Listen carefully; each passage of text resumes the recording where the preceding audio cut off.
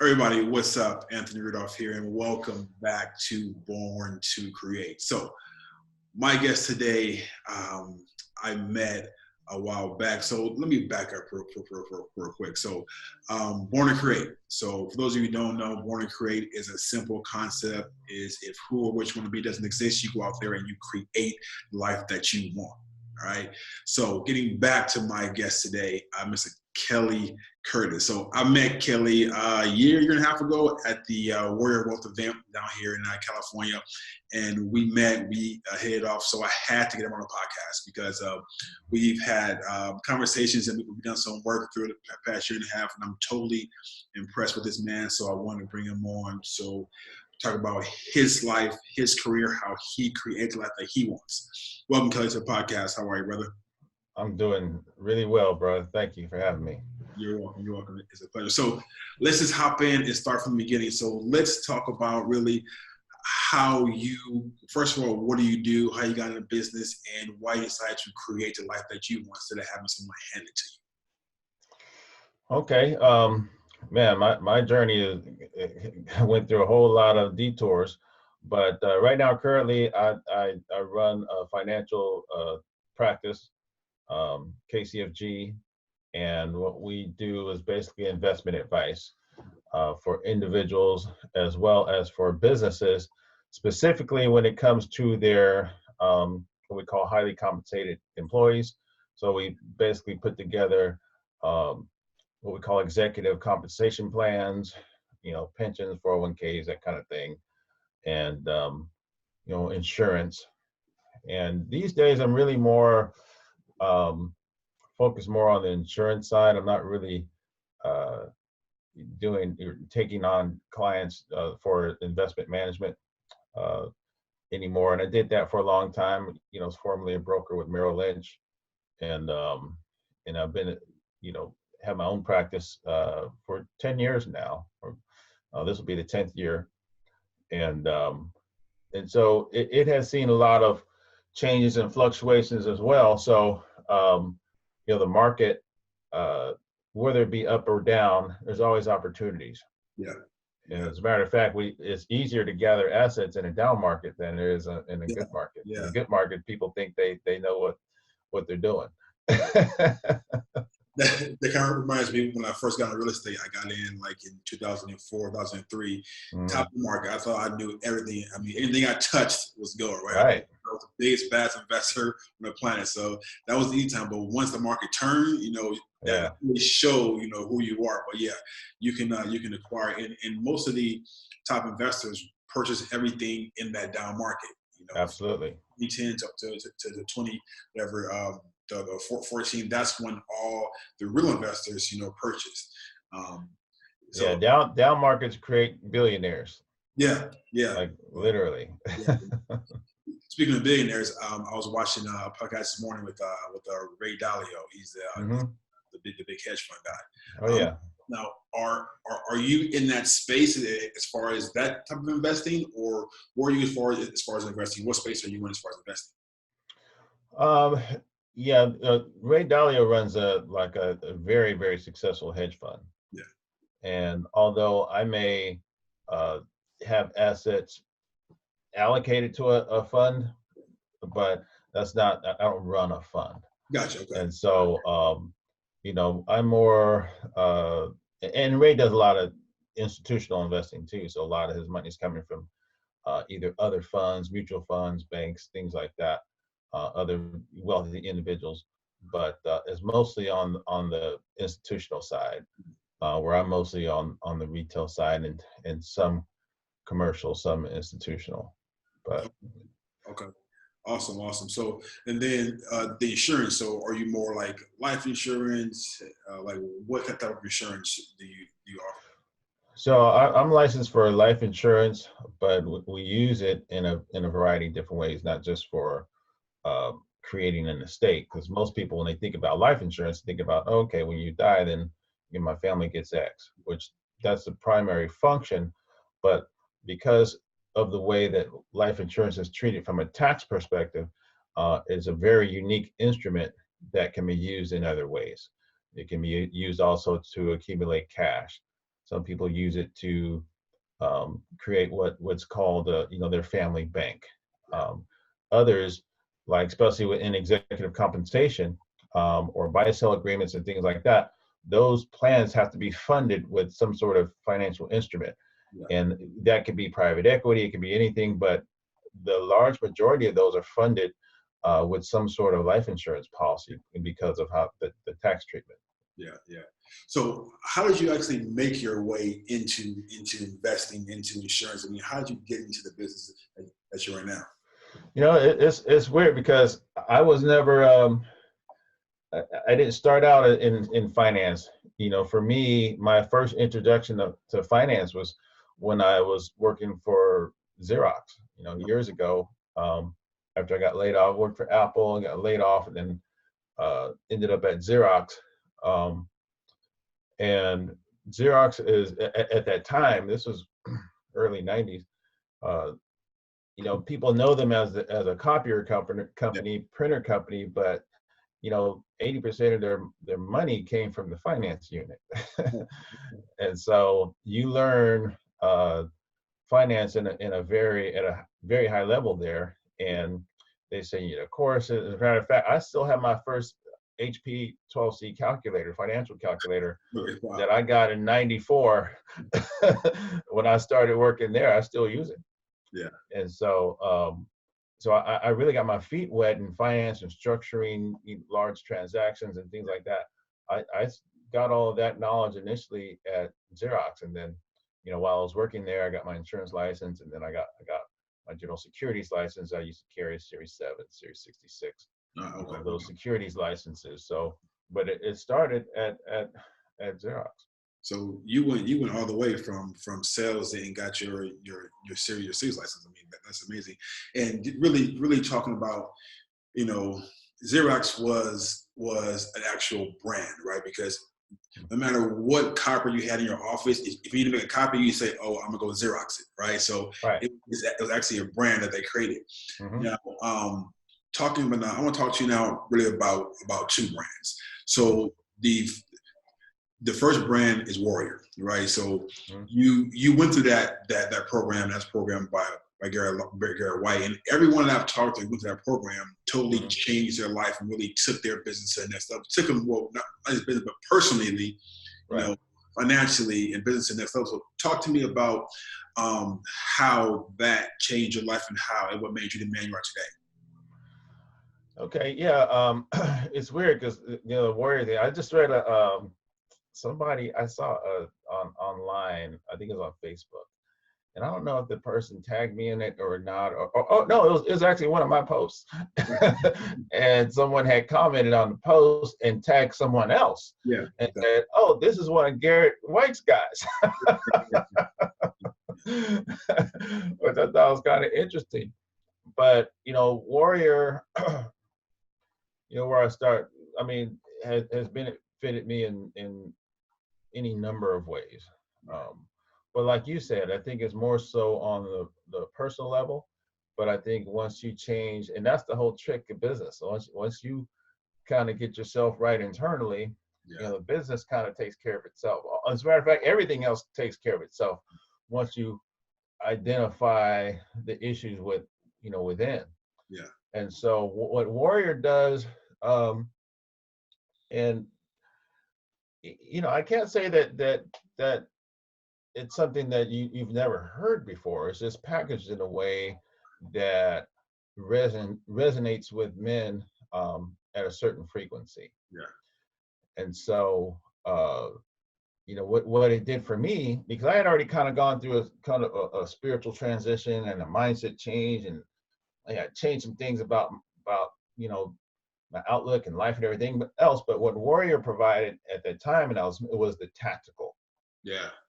Warrior provided, hey, this is what you get up and do tomorrow with all of that.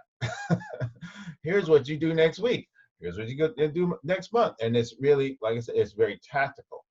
And so, as well as all the other things that are included too, there's a very spiritual component to it, a family component, business, very business driven, and very physical. a lot of the advertisement people see with warriors, people do all this crazy shit physically, and yeah, that's a component, but it's really not. Uh, and having been involved with Warrior a long time now, it's not the main thing, but it's the thing that sells. It's great marketing because you see it's very visual, so people are drawn in by that. But they get in and they discover kind of something else. Yeah, and that's true because you mentioned that you've heard everything before, but it was the tactical steps that you did day to day. And even with me, I mean, I've read books, I've watched videos. I mean, I've been educated, but until I started implementing, doing, today I'm doing this, today I'm doing tomorrow. That's when things change. And that's amazing because a lot of people on this podcast, they want a business or have a business that they want to scale, but they're stuck. But what you're saying is that once you start using being tactical and using what you've learned, at that point everything will change. Yeah, I mean, yes. I didn't mean to cut you off. Go ahead. No, go ahead. No, I mean, I think that I'm around a lot of entrepreneurs or people that want to be entrepreneurs, and you don't have to be an entrepreneur. You can be just in business, but the salvation is in the action. Love it. It's the action that'll set you free. Yeah. And it doesn't even matter if it's bad action, just any action. But the problem is people just sit down and they'll contemplate and they'll do one more seminar, read one more book. Oh, I got to get ready. I got to get my wardrobe together. There's all these lists of things that I do instead of just taking some action, any fucking action. Yeah. So just do something. Right. I had this thing where I called I did a post, and it's a whole kind of presentation on it where it's called the doer, the planner, and the shit talker. Say it again. The doer, the planner, and the shit talker. And the thing is, all of us have all three of those within us. Yeah. And it's just we spend too much time either planning or talking about it instead of just doing some shit. Yeah. Yeah. And I'm guilty of it too. I've for years I talked about doing certain things. I was talking. Someone just mentioned to me yesterday because I was very involved in Toastmasters. I was president. I mean, I was involved with it for a number of years, but it took me 10 years to actually join Toastmasters. I had talked about that shit forever. And, finally, someone drugged me to a meeting and I got involved. And again, action. Yeah. Doing something. Yeah. It wasn't perfect action, but it was action. And as I started taking the actions and I started doing the things, I got better. Yeah. And it kind of went from there. But you got to take some action at some point. Man, that's so true. As a lot of people talk about action and what they want to do, and the common, I guess, excuse is that I'm waiting to be motivated to take the action, but it's the reverse. You got to take the action to be motivated, right? So once you do that, things change. So speaking of taking action and motivation, I want to move to really a really big part of who you are and what you represent. Mind, power, money, right? So that's so tell us about Mind, Power, Money, what it represents, where it came from, and where it's going. Yeah, I often kind of get asked, where did I come up with the concept? Yeah. And it started many years ago when I first. So when I got the job at Xerox, it required me to move to Texas. I grew up in the Bay Area, and I was living in the Hayward, Oakland area, and I got the job, but I had to move to Texas. Now, at that time, I had never moved away, from my family and friends and everything that I knew. That was my universe. Right. And so it was the first time in my life, here in my early 20s, that I got a chance to be outside of what was familiar to me. I didn't know anybody in Texas. It was completely new to me. And one of the things if you ever go to Texas, people will say hello. Complete strangers, and when you meet people, the first thing they'll ask is, or one of the first things is, what church do you go to? Really? People ask you that. Now, growing up in California, no one asks you that question. So it's very good. I mean, everybody asks you that in Texas. How you doing? What's your name? What church you go to? And so, and if you don't have a church, they're going to invite you to church. And so that was the first time I got to really kind of do this spiritual exploration, and there's all these different religions and churches, and it set me on a path, because I had questions that I didn't have answers to at that time. I grew up a certain way religiously, and I just thought there was holes in my belief system. And so it took me on this path, and that lasted some years. And I studied Buddhism. I studied every version of Christianity I could get my hands on. I studied Islam. I studied almost everything. All the books are still, here in my office. Wow. I have the Quran. I have the 3 different versions of the Bible. I have the Torah. I have everything, because I wanted to know what everyone was saying. So I kind of filtered that into, here's what I believe, here's what I don't believe, here's what works, from a philosophical, spiritual level for me. Right. Here's what doesn't work for me. Right. And so I started kind of putting together these pieces, and then I started trying to, at the same time, I started studying my own behavior, because I was confused as to why I did some of the shit I did, even to my own detriment. So how did you get to a point where you study your own behavior? Because people don't do that. They don't sit back and say, maybe it's me. How did you get to that point? Right. Well, at some point it had to be me, because nobody else is fucking up my life.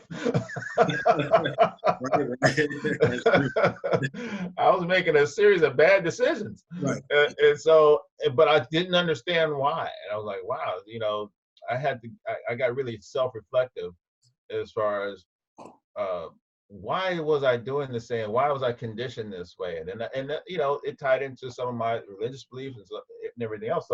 So then I started studying just human behavior and why just, behavioral science and neurolinguistics and all these things, just why, how human behavior just works, and so if you fast forward all this input, this data, the output of that became really the foundation of Mind, Power, Money, which, Mind, Power, Money actually started as Mind, Money, Power.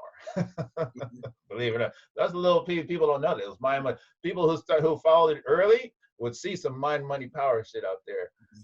But as a matter of fact, it was Garrett who I came to, and I said, Garrett, I've been doing this Mind, Money, Power thing, but when I'm thinking about it, you got to have the power before you get the money.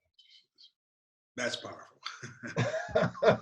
And I was like, but I got all this stuff, this domain and everything, Mind, Money, Power. He said, well, change it. And so then it became Mind, Power, Money, because I was like, oh, the power comes before the money. So mind first. Nothing happens without it happening here. Right. I mean, I don't care what you try to accomplish. Your mind has to be conditioned first. It has to be prepped first. It has to be ready first. And, whether you're trying to lose weight or make money or it doesn't matter. That's why people go up and down with the weight thing, because, they haven't conditioned their mind first. They start with the body. The body's going to revert back to what it's familiar with every time. And so that's a bomb right there. Yeah. And so, same with money. Yeah. But so I said, mindset, power, and power, I look at power as physical, spiritual, emotional, financial power. Yeah. Because I also look at power in the sense that, every day we wake up, we have a finite amount of power that we have access to. Yeah. It's like, I don't know if you do, but I charge my phone by my bed. Yeah. Every day I wake up, it's at 100%. Right. Now, if I'm using one app or 20 apps on this phone, it's all using the same power supply, same battery. We're no different. So if I spend all my energy emotionally, there's literally nothing left for me physically or any otherwise, mentally. Yeah. If I'm completely exhausted physically, it's hard for me to think mentally. And so we share this power source, and people think that, you have these 4 separate batteries. No, it's one battery.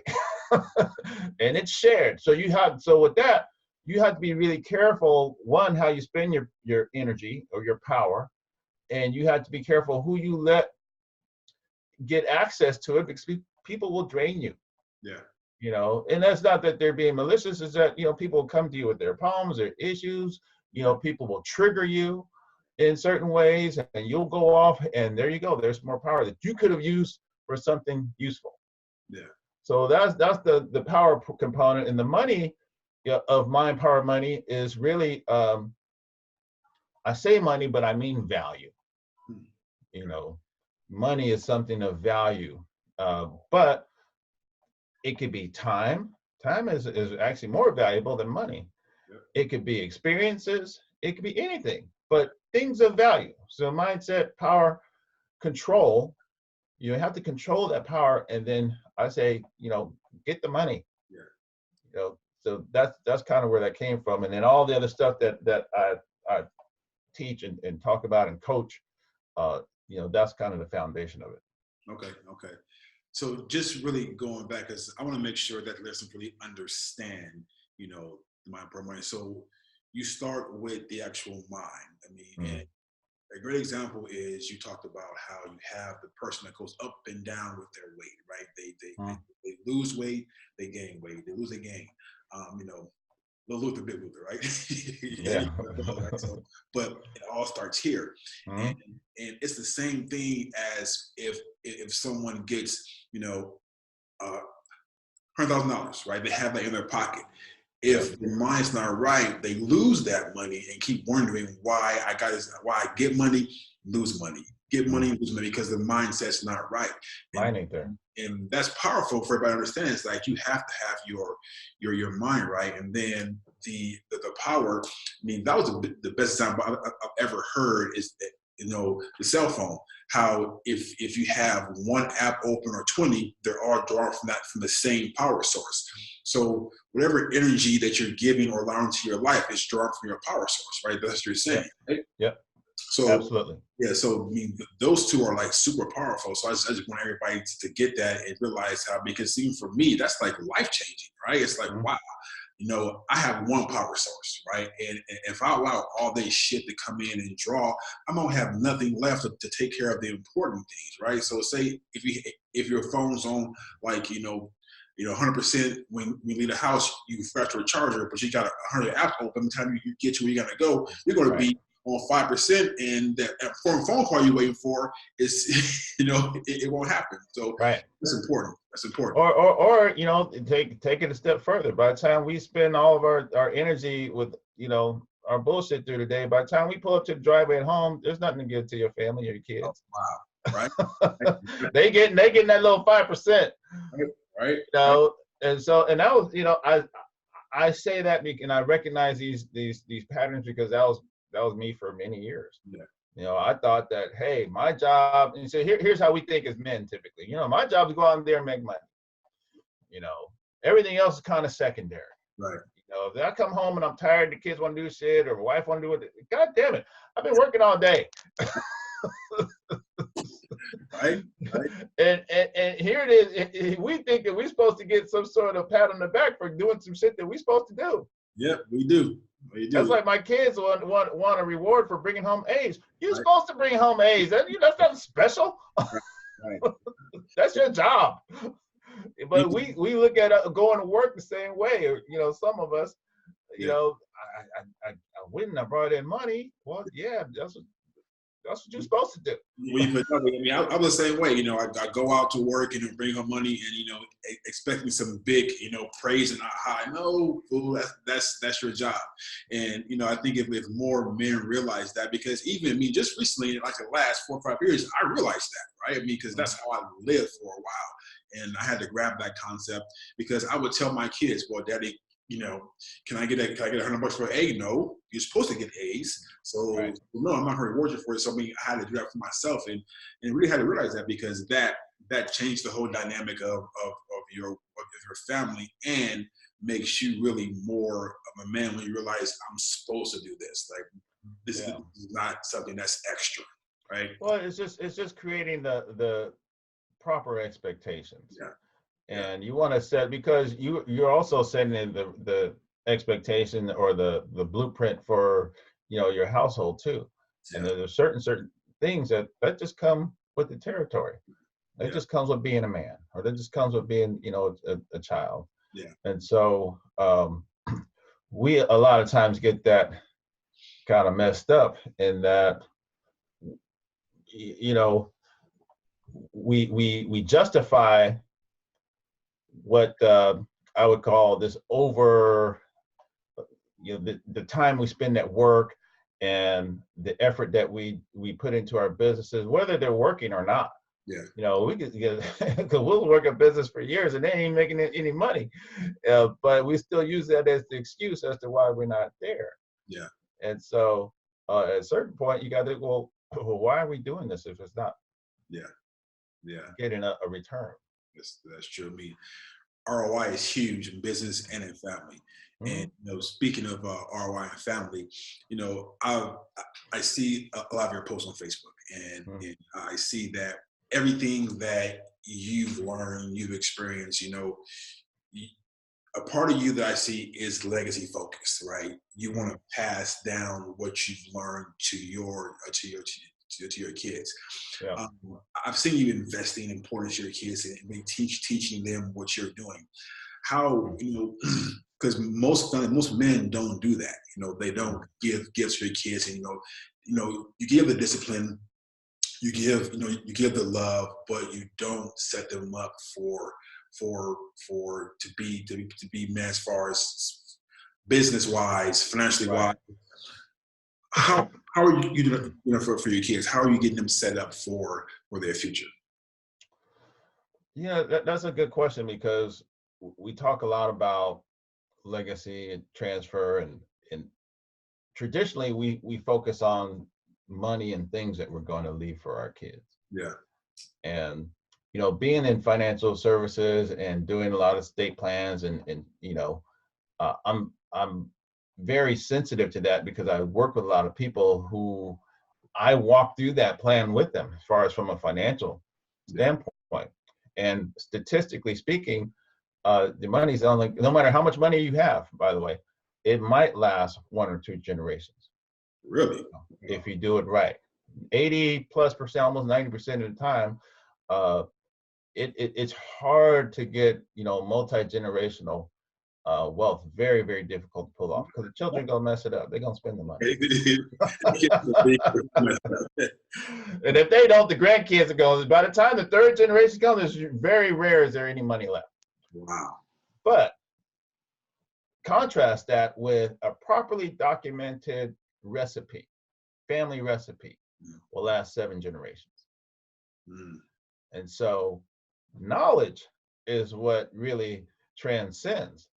You know, I tell all the time the story, when I sit down with clients, I tell them 2 stories. The one story of George Washington, and the story of my grandfather. And the short version of those is, you know, we know a lot about George Washington, but a lot of people don't know or don't realize that he was very wealthy. You know, he had thousands of acres of land, he had a lot of money, he had a lot of things, but we don't really talk about his money. We talk about all the things he did. And we talk about all the things he did because he was a guy that kept a journal and wrote in his journal almost every day of his adult life. To the point where when he was on his deathbed, he had them all lined up on his table, you know, because he knew that the time was near. But I mean, he had details down to what hotel he stayed at. He kept every receipt. So we know all these things he did in the details because he wrote it down. And so, but the other thing he did, which was important, is that he had his portrait painted many times. Now, it's not like today we have a cell phone, you know, pictures. You know, back then you had to have somebody come by and paint you, and it cost $12,000 in today's money to have a portrait painted back then. Wow. And he did it a lot of times. So why did he do that? Because hundreds of years later, not only do we know what he did, we know what he looks like. How many people from the 1700s do you know what they even look like? And so I tell that story when I talk to clients. It's like, long after your money's gone, because it's gonna be gone. Let's document some of your stories. Let's document some of the other things that you want to transfer. Let's document your pictures and your recipes and the family traditions. Let's, document that, because, many generations from now, you have a say in what people will say about you. Yeah, yeah. And you have a chance to reach out from your grave and have a say in how your story is being told. So now the conversation, and this is what differentiates me from my competition, is like, now we're having a conversation about immortality. Oof. Life after. This ain't even about what I charge you. I get the conversation even off, like, so if what I say resonates with that person, I don't have any competition. They're going to pay whatever it is I tell them I need to get. Yeah. Because I know they can't walk out my door and find it. Yeah. Somewhere else very easily. Yeah. And so that also speaks to differentiating your offer. That was a whole nother podcast. Differentiating yourself from your competition and your offer in a way that's unique to you. No one's telling that story. Yeah. Yeah. But the other part of that story is my grandfather is shortly, when my grandfather, when I was young, or when we were all young, he'd tell all these stories, about when he was young. He moved out when he was 13. He worked in a coal mine, spoke 4 different languages. He lived this like really adventurous life. But when he passed away, so did all those stories. So did all that legacy. Wow. Nothing was written down. I can't put a price on what it would mean for me to have something tangible, physical, from my grandfather that I could pass on to my children and them to theirs. And so I contrast these two stories because I want people to realize the importance of That's why, Anthony, the whole reason I started doing videos was so I could capture my stories and lessons that I want my kids to know. Yeah. That's the whole reason I did it. Wow. I didn't even want to do it. I had a coach at the time, and I had never done a video or any in my life. Yeah. It was years ago. He's like, Kelly, you got to start doing videos. I'm like, that's not me. that's not me, bro. I don't want to do that. And he was push me. And finally I started doing videos. And so I started doing them as a way to capture things that I wanted to pass on to my children. So I have never heard that perspective before, right? Yeah, I've never, because we do videos, for business, for brand building, but to have be a part of your legacy for your children or their children to see that's just mind-boggling to me. I'm like virtually right now speechless, because I'm thinking that what we're doing now, we're documenting the process, we're documenting this podcast, and long after I'm gone, this will live, right? Yeah. And it will be part of my legacy. So, like you said, money is gone within about 2 generations, but this will last forever, right? This will last as long as this world lasts. So, man, just for that, thank you for that, because that's a mega bomb right there, right? Mega bomb. So, are your kids also enjoying the process with you? I mean, are they enjoying the videos that you put out? They don't really watch my videos. They don't really watch the videos, but at some point, if I'm gone and they want to see my dad's likeness, yeah, and they can see there in full color, and there's 2 reasons I did the videos. One, to kind of teach them, but also you notice that a lot of my subject matter is either something I want them to know or something I need to hear. People think I'm talking from a mountain down to other. No, I'm saying some shit that I need to hear. Yeah. And so I'm talking to myself. Hey, Kelly, you need to get your shit together. Or you need to, I'm talking to me. Yeah. And so, but at the same time, these are also lessons that they can learn from too. Yeah. And so, but they don't really. They're not as aware of. I mean, they see me sometimes do videos. They see me, sometimes when we'll go out on shoots and stuff. But they could be sitting here right now. They'd be on their phone. not paying attention. All kids. You know, they won't get it until years from now. Yeah. I think that's all kids. I mean, the perspective you have on life and business is just it's really unmatched, because for you to sit and say, you know what, these videos I do either for them or for me, you know, because most people do it to impress the world, right? And impress, you know, I want you to see me doing this, I want you to hear me saying this, but you do it for you. But and that helps you grow. I mean, that helps you be a better man. So my next question is that perspective, that mindset, that I'm doing it, you know, so I can grow. Where did the mindset come from? Because you're not in this world. I mean, you may be born with a fresh slate, but you encounter so much negative shit over your lifetime, right? So it breaks you the fuck down. It does. The mindset of that you have today, like, where did it come from? I've had some really good mentors. I've been very fortunate that people pull me aside, and, you know, because there was a time I was very reckless, and you know, throughout my career, and especially as a young person, and I've had some people, you know, pull me aside and you know, graciously help me and kind of smooth out some of my, or help me smooth out some of my rough edges. But I also think that even as a child, I was always trying to, you know, I always call myself a seeker.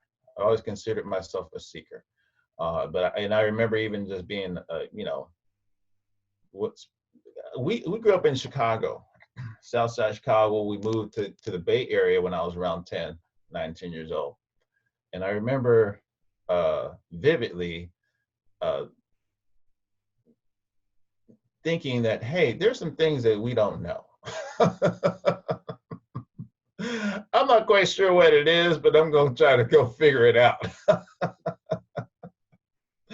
Because I saw kind of, you know, it wasn't, see, in Chicago, everybody kind of lived in a, you know, the black neighborhood. All you saw was black people. And all you saw was the same black people in the same socioeconomic kind of scale. When I moved to California, is that when you really get to interact and see not only other races, because we didn't see any, like, different races in Chicago. All you saw was black and white. Matter of fact, all we saw was black. We knew it was white. But my neighborhood is pretty much black. But when we came to California, we saw all this stuff. I had never heard the word Filipino in my life until I came to California. Are you serious? Wow. I didn't even know what that was. First time I heard it, like, what is that? But in California, you're exposed to a whole lot more culturally and socioeconomically and otherwise. And I started to, just based on observations, like, wow, some folks are living differently than we are. What is it that they know or are doing that's different? There's got to be some. And so I deducted even back then is either, and I'd say this, I think I did a thing recently where I said, hey, the only difference between successful people and unsuccessful people is either they know something that you don't, or they're doing something on a consistent basis that you're not. So only two things. There's only two differentiators: knowledge and action. And so I figured out at an early age, I didn't maybe distill it to that fine of a point, but I knew, hey, there's something that we don't know. Man, you are preaching right now, dude. You are literally. I need to go find that shit out. And I was on a lifelong journey. I still have that same attitude. I'm a seeker. I still have mentors. I still read. I'm still trying to, okay, because we're all on a journey. Some of us further ahead than others, but there's some folks that are ahead on that journey. I'm like, hey, I know I want to get there. I need to talk to him so he can tell me the quickest, fastest way and tell me how to avoid any pitfalls. Wow. I need to talk to that guy. Right. But in my coaching practice and my other stuff, I turn around and talk to the other guys that are on the journey that I already kind of navigated. Yeah. And let me tell you what to look out for. There's a fork in the road, you want to take the left. There's a pitfall over there by the tree. Don't go there. You know, I can turn around and give them some warnings. Yeah. And so I think it's our obligation, even you and your platform. You're providing a platform here with your podcast to provide information and knowledge. And hey, here's some of the things that you can avoid or double down on. Yeah. Based on someone who's been there before. Yeah. So it's definitely, when you stop learning, you stop growing. When you stop growing, you stop living. And I mean, I'm like you. It's like I love that word, being a seeker, because you have to constantly seek knowledge, seek mentors, and just really seek to grow. Because people, one, are afraid of, if they somehow acquire knowledge, they're afraid to, well, if I implement it or take action, someone's going to, talk me out of it or think I'm wrong. Because, most people live their life with dogma, right? They live their life with the opinions of other people. Mm-hmm. And that brings a lot of fear. And fear is definitely a real thing. I mean, everybody experiences fear, right? But the cure to fear is to just fucking do it anyway, right? Mm-hmm. And talk to us about, because I know, you're a man, you live in this world, you've had fear, you've had struggle, you've had adversity, you've had issues, you've had challenges, right? Yeah. And where you are now, I'm sure it hasn't been easy road, and it hasn't always been perfect, hasn't always been happy. Talk to us about adversity, brother. Fear and adversity are as, natural and predictable as the sun rising tomorrow. It's always going to be something to fear. It's always going to be adversity. A large part of the whole mind, power, money, principles is really acknowledging where some of those fear-based beliefs even came from. Because here's what happens. As children, we don't really have a lot of fears or even preconceived notions. But at some point in our childhood, we start getting input from, our parents and school and church and all these other things. And, it causes us to have self-doubt. We start believing things about ourselves that aren't even true. We start believing things about all kinds of shit. I say 90% of what most people walk around believing, especially about themselves, is just not true. Yeah. Flat out not true, but they believe it. And so in our system, beliefs dictate behaviors. Behaviors dictate habits. Habits form routines. And your routines is what produces your outcome. But if you backtrack all of that, it starts with what you believe. Yeah. You won't do anything unless you believe it. You would not walk out of your door today if you didn't believe you'd be okay. Yeah. You just wouldn't do it. Yeah. The only reason you jump into a body of water is you believe you know how to swim. And if you don't, you won't jump into some water. Right. It's your beliefs. Beliefs dictate everything we do. And so when it comes down to when people say, oh, I want to go back to the losing weight, I want to make money, I want to do that, I go first into what is it that you believe? And I can tell someone's belief before they even tell me. I can look at their actions and tell me what they believe. Yeah. Yeah. Your actions just told me what you believe about not only you, but how you see the world. Yeah. Oh, I don't, even some of the questions they ask me. So, because we travel quite a bit, I'm taking my kids all over the world. Aren't you scared about, traveling with the kid? That tells me they have a belief that the world is dangerous. Or they have some belief that somehow that where they are now is safer than where someone else is. And it's just not true. As a matter of fact, I feel safer when I'm outside the country, to be honest. Yeah. I mean, that's straight up. Especially with my kids, I never worry the same way when I'm outside the country. I'll take my kids to Vietnam, to Europe, all over the place. I've never worried the same way about them when I'm outside the country as I do when I'm here. Wow. Okay. Because I drop my kids off at school every day. I drop my kids off. I have to wonder whether this is going to be the day somebody's going to show up with a gun. That's real. That is so real. And that's a real concern. Yeah. For every person in this country. You don't know when it's going to happen, where, you know, neither the day nor the hour, as it says in the Bible. Yeah. I don't often quote the Bible. But when you need to, when it fits, you need to. That's. You don't know when some shit's going to go down. So when you talk about fear, I fear every day here more so when I'm in some other country and I can let my kids, you know, do their thing, and I know that that's not a fear that I could have, you know, and be reasonably accurate about it. Yeah.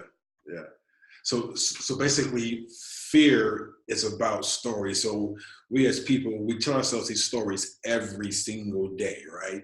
And it's your story that dictates your life, whether it's a success or a failure.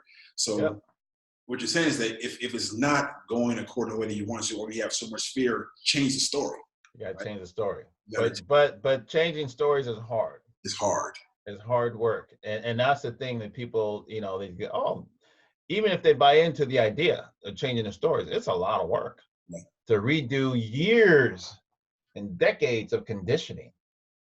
You know, as well as a lot of times changing your story means that you have to go against your social groups, your social circles, because your family believes one thing. Yep. You know, if you're, you know, in some sort of religious community, they believe something else too. Yeah. They may not be in sync with what you're trying to accomplish. Yeah. And I had to come to grips with that because my family's very religious, and you know, once I kind of went down this path, there was a lot of clashes. With what I believed and what they believe. Yeah.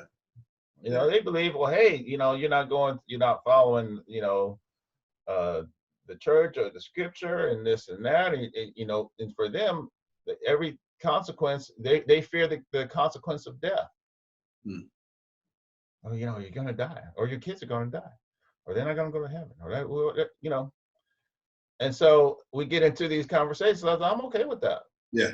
Really? Okay, yeah. Cool.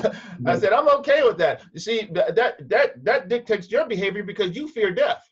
Yeah. You know, I don't fear death. I see death as a natural consequence of life.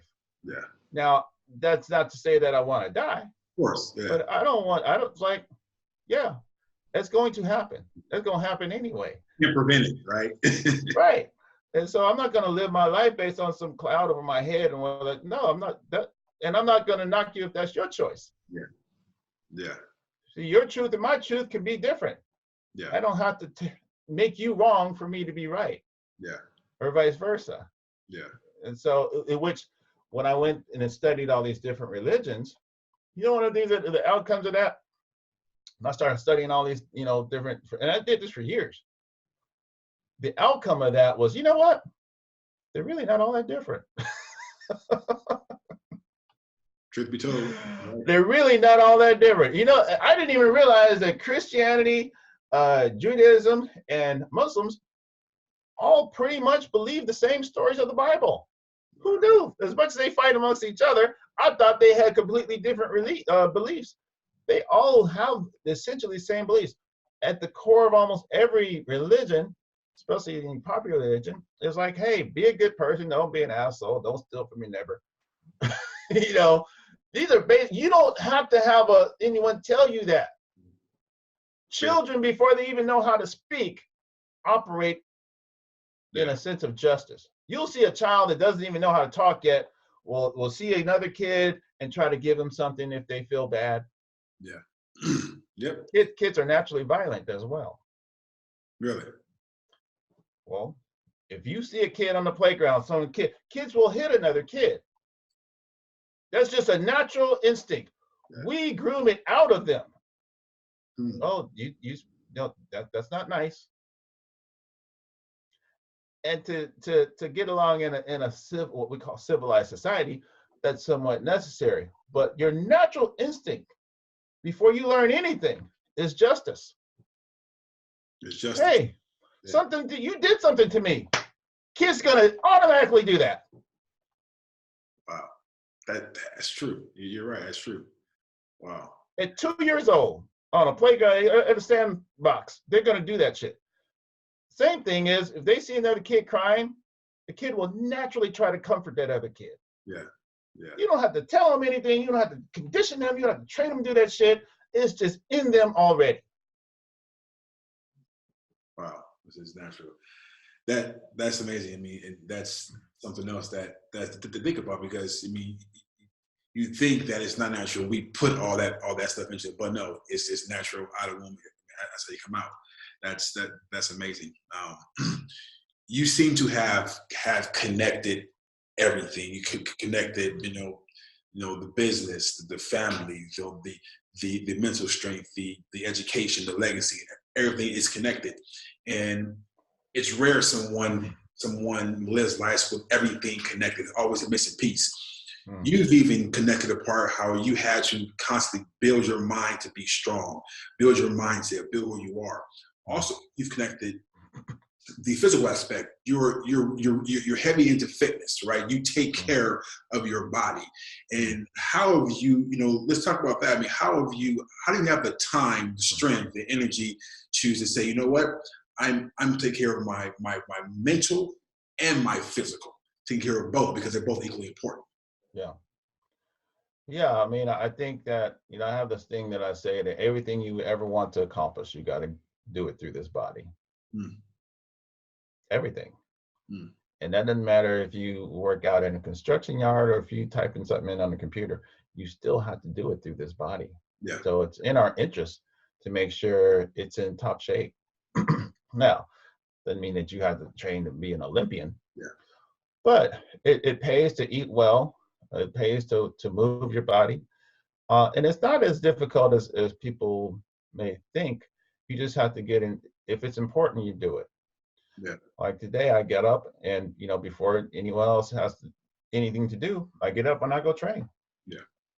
I get my workout in early, on most days. Yeah.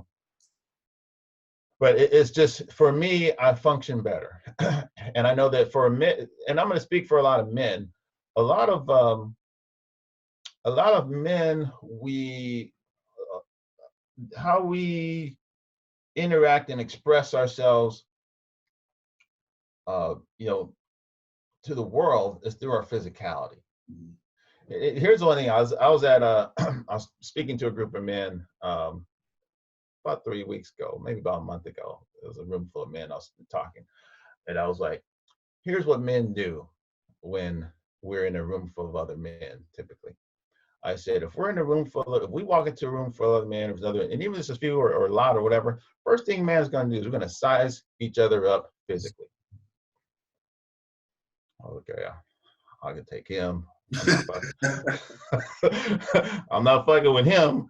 And then we assign ourselves in order. We put ourselves in the pecking order where we feel we fall. It's just something in us that what we do. We're very physical creatures like that. Now, women will do the same thing, but they will do it based on looks. They'll size each other based on the dress she's wearing, the purse she's carrying, all that kind of thing. Yeah. But men will size each other up physically first. Yeah. Just on sight. Yeah. Especially when we're gathered in together. Then the second thing that men do is then through conversation, we size each other up financially. And so that the mind or the physical and business or body money connection is something that is very inextricable, for us as men. So that physical component is very important. Yeah. And it's not for anyone else's sake, but for our own. Yeah. And, if I'm out here telling you, because, I coach people too. I coach men. Like, if I'm telling you to get up and do some shit every day, and I'm not, I'm just not living in integrity. And so for me, it's always been, it's been important for me to be able to just function. Now, the other thing is I have people don't know I have severe arthritis. Oh, wow. And so there was a time when I first got diagnosed, I couldn't even walk down my steps. And so staying active also helps with that. So now I have to train. I'm forced to, because if I want to stay mobile. So it's, but even outside of that, it's just been important for me. Wow. True warrior. True warrior. So, well, I like to ask my guests is that, this podcast again is for new entrepreneurs, existing ones, at every level, beginning, intermediate, advanced, at every level. Give us 3 action steps that we can take today to just get us started and or scale to that next level. 3 Mind Power Money action steps.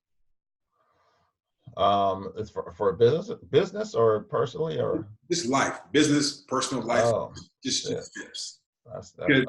Because, like you said, you take care of the personal life, the business will fall in line. So just like 3 power tips. Okay. So typically when I first interact with someone, in true Mind Power Money form, we talk a lot about mindset. Right.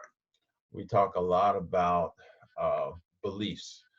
We talk a lot about, what has been your ask. I have a lot of questions. A lot of when we first get together, it's like, what has been your, behavioral patterns in this area, whether it be with money, with your relationships, with your physicality and food. Sometimes we have this weird relationship with food. Yeah. I did too, as well. And then, or even spirituality. What's been your behavioral pattern, surrounding these things? So one thing I'd say to capture what it is you're doing in these areas. And sometimes just doing that is eye-opening, because we're never really paying attention. Yeah. We're never paying attention to, these things until we point them out. The second thing is, you may be perfectly okay with your results in those areas, but if there's some areas that you want to change the results, then, it first starts by recognizing the behavior patterns and then the beliefs behind those patterns. Why do you eat like that? Why do you spend money like this? Sometimes we spend money unnecessarily because we have, this sense of low self-esteem, and we're trying to fill that hole with stuff. Yeah. Especially, I want to speak specifically to the Black community. We feel that, what we didn't get socially, we try to fill that hole with, material things. Yeah.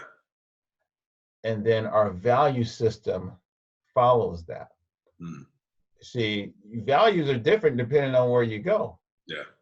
Our value system is that, hey, these things are important. But they're really, in the scheme of things, based on where you say you want to go. My question is, are they important? Yeah.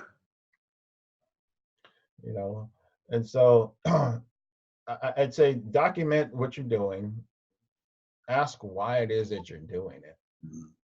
And then slowly but surely, and I'd say very slowly, take one thing, small thing, start doing something different. People look at, a lot of times they'll say, well, Kelly, what do you do? I've been doing the same thing for years. It didn't start that way. When I first started even just trying to eat right, it was very hard for a very long time.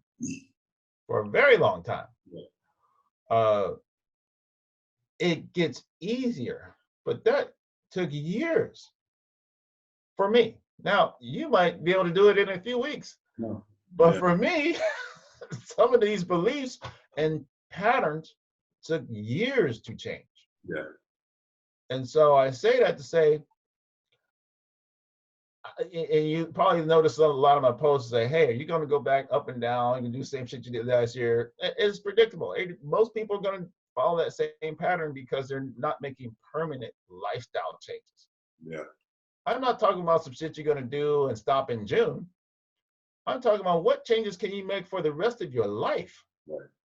That's a different decision. Especially, you know, even with working out.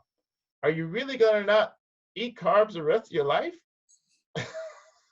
It's not realistic. Yeah. And you'll go out and you got some great results. Yeah.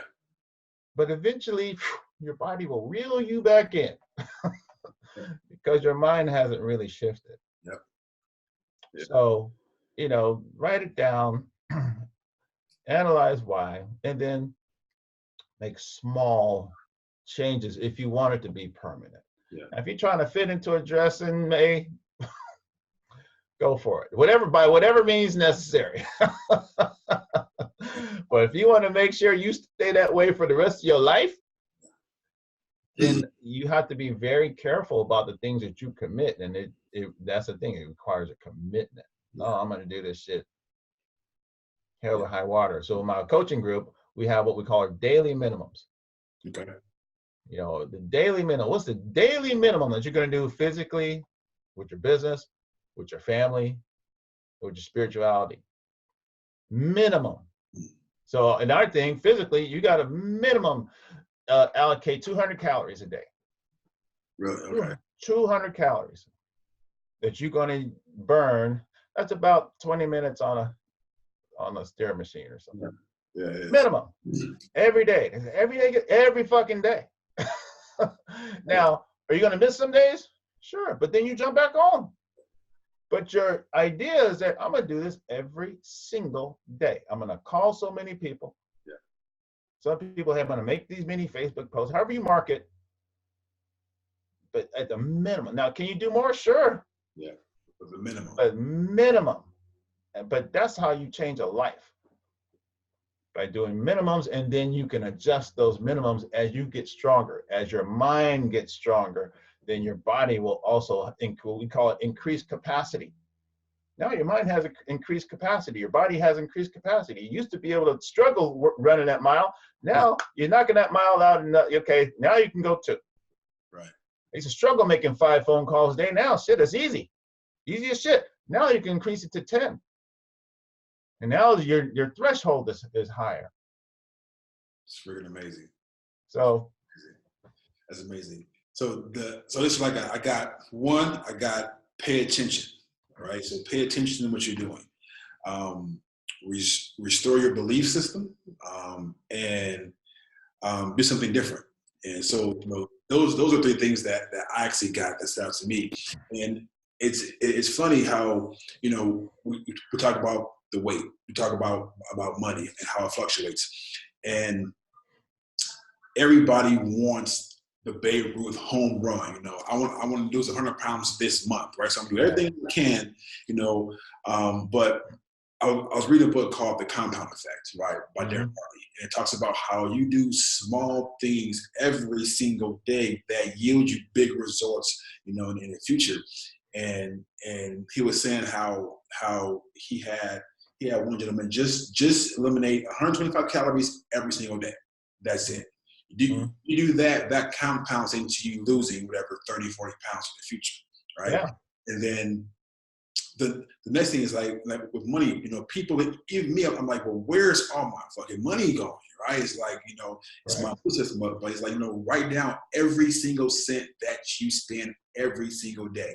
Then you see where the money is going, and then, like you said, Kelly, make adjustments to what you're doing, right?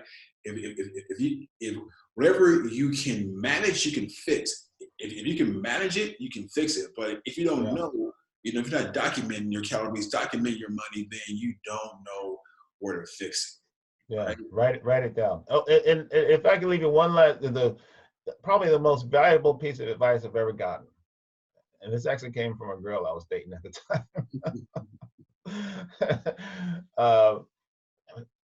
You know, where's my stuff? Anyway, and that advice was to write things down. Yeah. Write them down, write them down, write them down. I can't even tell you how valuable that one thing is. Oh my God. I have several notebooks all over the place. One in my car, keep a little one in my car, keep one in my pocket. I got notebooks because I'm writing shit down constantly. Right. One of the things one reason it's good because you're taking it from the mental, spiritual world. And when you write something down from your thoughts and onto a piece of paper, now it has entered the physical realm. Now the universe has to recognize it.